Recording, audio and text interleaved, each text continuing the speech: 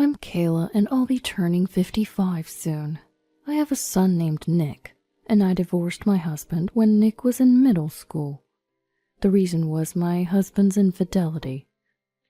Since then, it's just been Nick and I, but now he's married and I live with him and his wife. My daughter-in-law, Nora, is a very beautiful woman. Initially, I had a very good impression of her, but after living together, her true colors showed. She stays at home as a homemaker, but she doesn't do anything that resembles homemaking. She leaves everything to me, and if I ever ask for help, she turns vicious, which is hard to imagine, given her pretty face, and I've often been on the receiving end of her abuse. I wouldn't mind as much if I were just a homemaker, but since I work, there are days when I'm so tired that I wish for help. Nick has seen the way things are between his wife and I. He's asked her to help around the house, but after being verbally abused just like me, he gave up. Seeing all this, I resigned myself to endure without saying anything, but then one day, everything changed. Kayla. As the summer passed and the weather began to cool, I had a day off from work and was at home when I heard Nora's voice calling me. Usually it sounded sarcastic, but that day it seemed frail. Wondering what it was, I stopped my chores and peeked into the couple's bedroom. There I saw Nora, pale-faced and about to fall off the bed. What's wrong? I rushed to Nora, touching her hand to check on her. Her hand was chillingly cold, with a pulse that felt slightly fast. She didn't seem to be in a healthy state. Thinking it might be a cold, I touched her forehead, but it wasn't hot. Are you okay? What's wrong? I leaned over her listless body and asked. In a faint voice, she barely replied. My stomach hurts so bad, she said, rubbing her lower abdomen. I thought it might be severe menstrual pain, but when I asked if she had any other symptoms, she mentioned that she had been experiencing diarrhea for a few days, sometimes with blood. I wondered if it could be hemorrhoids, but it seemed unlikely that just hemorrhoids would cause such a severe condition. I decided to take her to urgent care despite the uncertainty. Urgent care seems excessive. Water will be fine. I told her that we needed to go to the urgent care immediately, and although she looked annoyed, her voice still sounded in pain. I was frustrated with her reluctance, but I forced her into the car and drove to urgent care. I informed Nick, telling him we were at the urgent care clinic, and he said he would come by after work, so we waited for him. The waiting room was full of people, and it looked like it would be a while before Nora's turn came. Nora chose an empty spot on the long bench and just lay down as if all strength had left her. She must be feeling pretty awful to find it hard to even stay awake. Worried, I kept an eye on Nora while waiting for our turn. How long had we been here? After about 2 or 3 hours, we were finally called into the examination room. It was a struggle, but I managed to help the barely rising Nora to enter with me. That's where the conversation and a series of tests began. We'd arrived at the clinic sometime after 2 p.m., but by the time all the tests were done, I think it was past 5 p.m. Not only was Nora worn out from being tossed around for tests, but I was also beat from just being there with her. It's exhausting, whether it's an urgent care clinic or not. I sat down next to the exhausted Nora and let out a heavy sigh. Then her name was called. I got Nora up again, and we entered the indicated examination room, locking eyes with the doctor inside. The doctor wore a grave look and said we needed more detailed tests, and then Nora had to be admitted immediately at the hospital. I knew this would happen. Afterwards, a nurse led us to the room Nora would be staying in and handed me a paper with a list of things she'd need. Dr. Miller, I know you will understand, so I'll skip the explanation, the nurse said with a smile outside the room. I scratched my head and looked at the nurse. I'm a family member of the patient, you know. How about giving me a little rundown? I said with a forced smile. The nurse sighed heavily. Dr. Miller, you know how busy we are, right? Please. With that, the nurse headed towards Nora. The reason the nurse spoke to me that way was because I'm an internist here. I've been around since my residency, almost 30 years now. Everyone, nurses and doctors alike, knows me here. But Nora doesn't know I'm a doctor. Nick thought it best to keep it under wraps. He said if people found out I was a doctor, they'd start hounding me for money. Nick, who's also a doctor, says we're not short on money, but he thinks I'm underestimating Nora. I didn't understand what he meant by that at the time, but looking at Nora now, it's clear. She does nothing, even though she's a homemaker and controls all the money Nick earns, doing as she pleases with it. When she's well, she goes shopping and comes back holding shopping bags from fancy brands, which is a bit off-putting to see. I've asked the hospital not to mention that I'm one of their doctors, so Nora won't find out. For now, I've left everything to the nurses and decided to go home to get Nora's things for the hospital stay. As I was grabbing items like clothes, a toothbrush, and a cup, Nick came back. Looking at the clock, it was already 7 p.m. "I'm home," he said. "Oh, didn't you stop by the hospital?" I asked, thinking he wouldn't be home this early if he had. Nick let out a heavy sigh and put his bag down onto the dining table. "I called as I was heading there, but she told me there's nothing I can do. Instead, she told me to go buy sweets, and while I'm at it, pick up her things from the house." He recounted with a wry smile. Nick was exhausted deep down, no doubt about it. "Well, I've just finished getting ready, so I'll bring it over," I said, mirroring Nick's wry smile. With that, we set off again for the hospital, where Nora was admitted. Upon reaching the hospital and entering Nora's room, the sight of her connected to an IV and fast asleep from exhaustion greeted us. She's truly lovely when she's peaceful, I thought, though I could never tell her that. Nick quietly arranged her things without waking Nora, then sat down on a chair. What could it be? He muttered under his breath. Watching him, I felt his concern.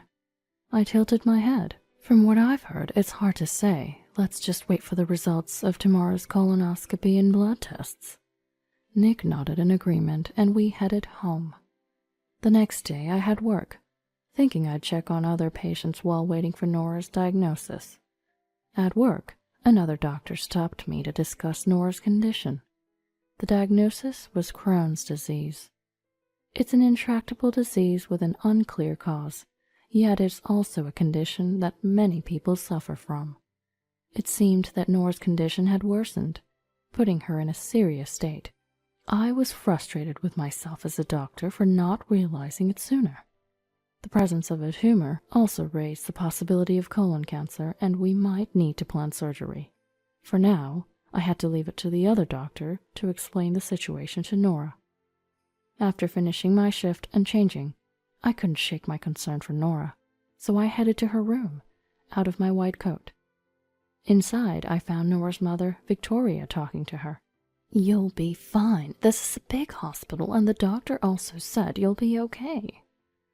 She seemed to be encouraging Nora. I waited for a pause before entering the room. "Nora, how are you feeling?" Victoria noticed me enter and turned my way, her face swiftly turning into a scowl. I was taken aback and stopped in my tracks. "You, living under the same roof and not noticing my daughter's condition? Nick's a doctor, isn't he? You've both been so useless." She lashed out. Her words struck a nerve, but I found myself speechless. Her face turned beet red with her breaths heavy, seeming on the verge of jumping at me. "Seriously, the least you could do, since you hardly work, is quit your job and devote yourself to Nora." When Victoria noticed my silence, she raised her voice again. "Even if you don't know about my job, nobody has the right to say such things," I thought, feeling a bit offended. But I realized that arguing wouldn't solve anything, especially not in front of a sick person. I simply apologized to Victoria and turned my attention to Nora. Nora seemed to be in a better condition than yesterday. At least her complexion was not poor. However, she looked at me with displeasure. "You seem much better than yesterday," I said with a smile as I approached her, but Nora turned her face away. Seeing your face, Kayla, is making me feel sick. Yeah, nobody likes a meager older lady around. Let's send her home. It was clear they didn't care for me at all. Victoria, trying to soothe Nora, who looked ready to curse me out, made me stop approaching any further. I'm sorry, then. I'll be leaving now. With those words, I left the room quickly and closed the door behind me. Feeling a bit upset myself, I headed home. Nick arrived soon after, having visited Nora, and it seemed he had learned of her Crohn's disease. He lamented not noticing earlier, sharing the same sentiments as me. There's nothing we can do about it now. Let's focus on treatment and support her as much as we can, I said to Nick, trying to lift his spirits. He nodded quietly. Yeah, though he seemed unconvinced. Nora began treatment that day, but for some reason she didn't agree to surgery, opting for medication instead. The doctor mentioned the tumor was rather large and recommended immediate surgery, but she was adamant about not undergoing the procedure.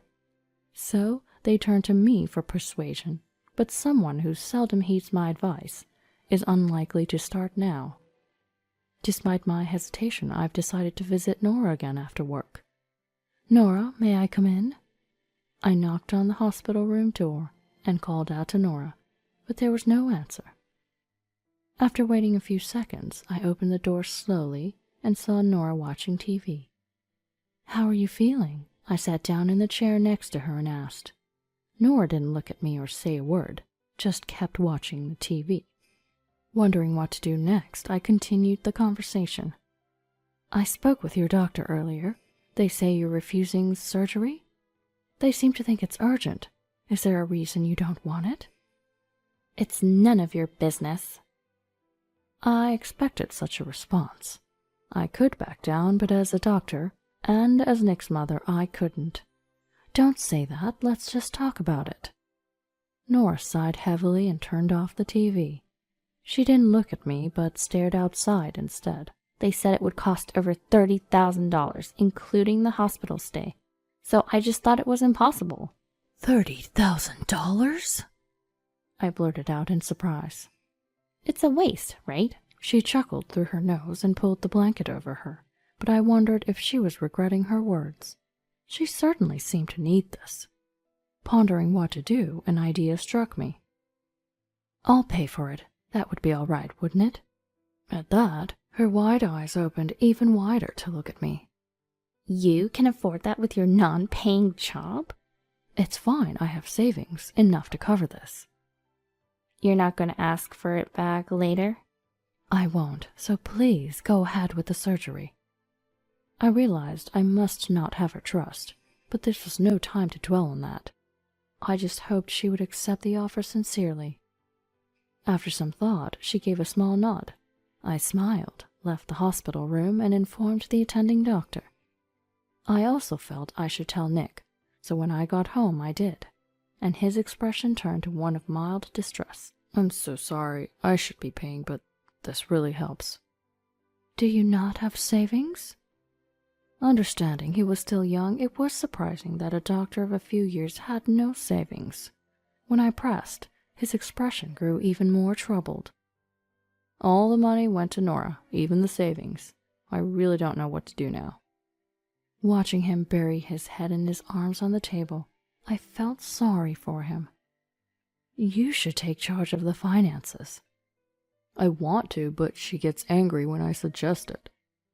According to Nick, she was so modest while they were dating, never fixated on money. But after getting married, she became a different person, quick to anger, throwing fits over trivial matters, and not shying away from spending money. Nick regretted tying the knot, but seemed unable to make the leap to divorce. Maybe he's too kind, thinking that if he just endures, Nora wouldn't have to be unhappy. Then, with Nora's diagnosis of a serious illness, it only made it harder for Nick to consider leaving. Certainly, if he were to propose divorce to a seriously ill Nora now, he'd be met with cold stares. I just told Nick that for now, he should focus on helping Nora get a bit better, and we'd think about the rest later. A few days went by, and on a day when Nick and I both had off, we went to see Nora. Entering the hospital room, Victoria was there too. "Hello."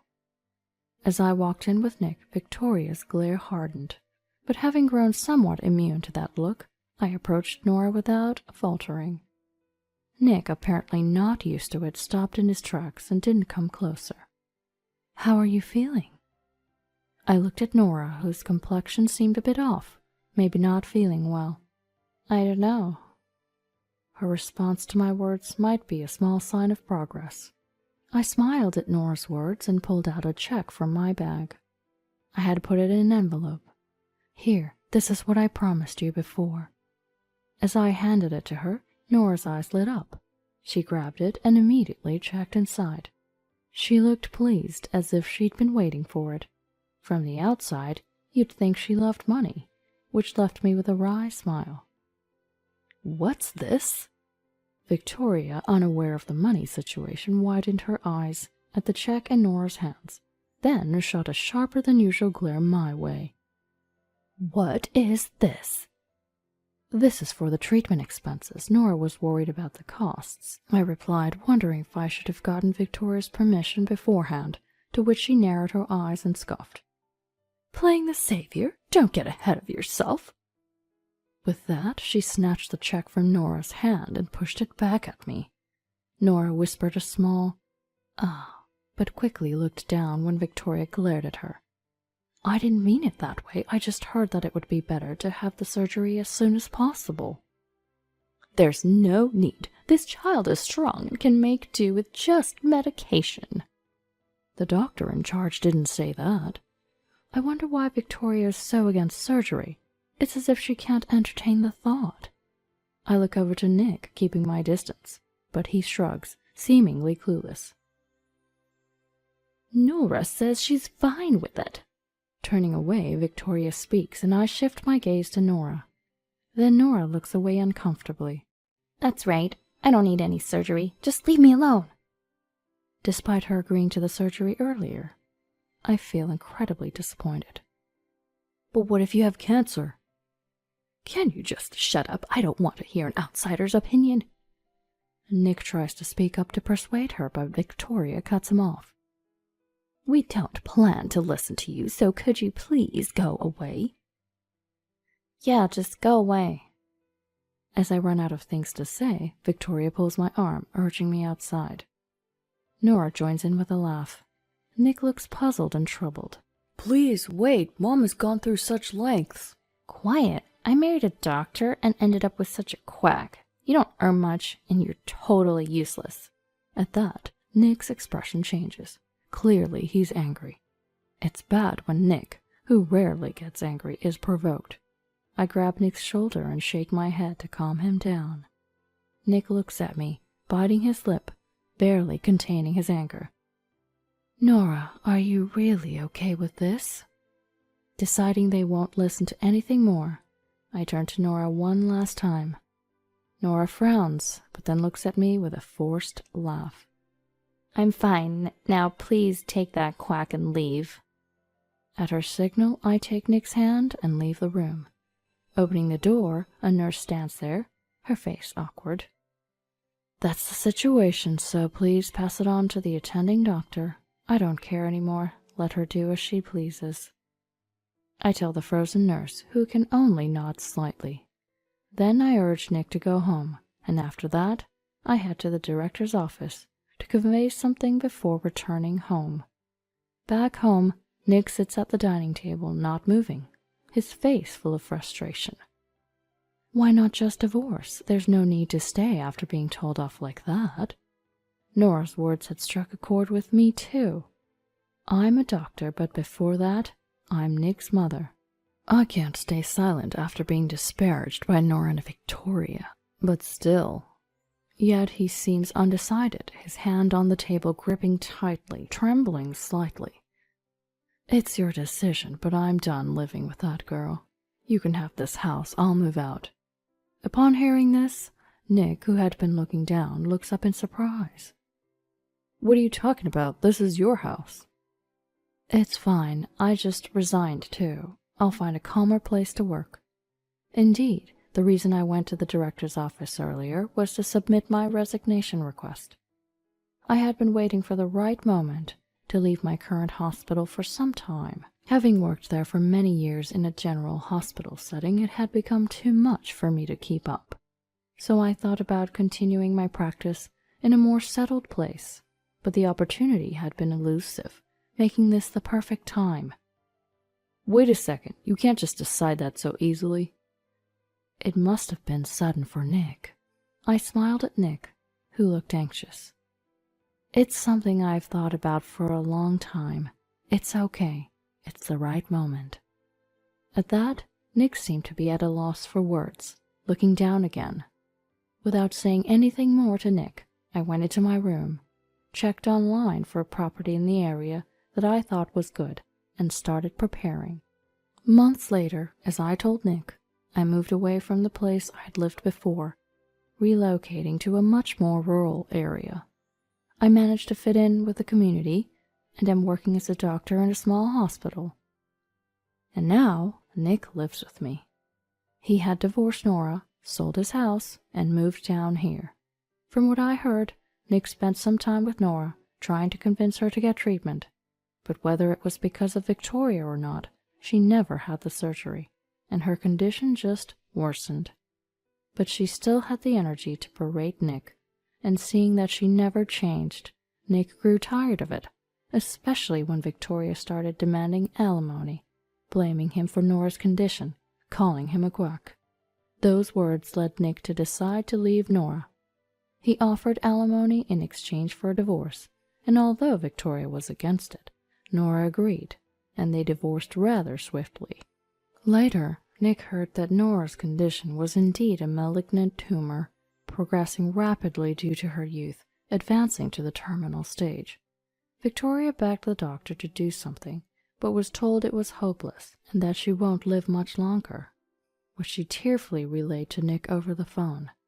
Nora also reached out to Nick for help, but since she had refused it when it mattered, he did not respond. It may seem heartless, but this was a consequence of their own making. Nick was down for a while, wondering if it was his fault, but as time passed, he found peace and is now working diligently at a new hospital. I sometimes think of Nora, but now there is nothing I can do. I just hope she can spend what time she has left in happiness.